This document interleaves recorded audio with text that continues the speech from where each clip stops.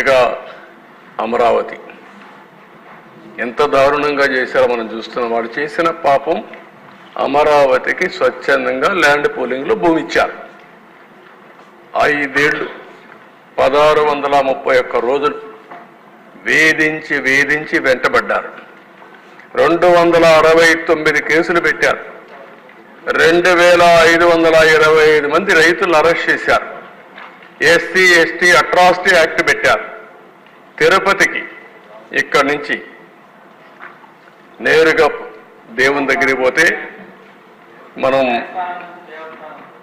న్యాయస్థానం టు దేవస్థానం కార్యక్రమం పెట్టుకొని వెళితే నెల్లూరులో ఇవంత భోజనం కూడా చేయనీయకుండా చేసి కడాన రోడ్డు మీద మట్టిలో కూర్చొని భోజనం చేసే పరిస్థితికి వచ్చారు.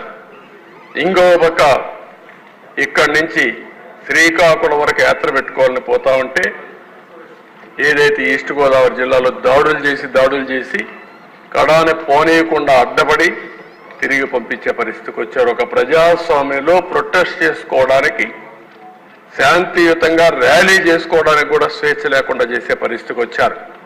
కడాన వాళ్ళు స్నానాలు చేసే బాత్రూముల పైన డ్రోన్స్ ఎగరేసే పరిస్థితికి వచ్చారు. అంటే ఎంత అరాచకమో అన్ని అరాచకాలు చేసే పరిస్థితికి వచ్చారు.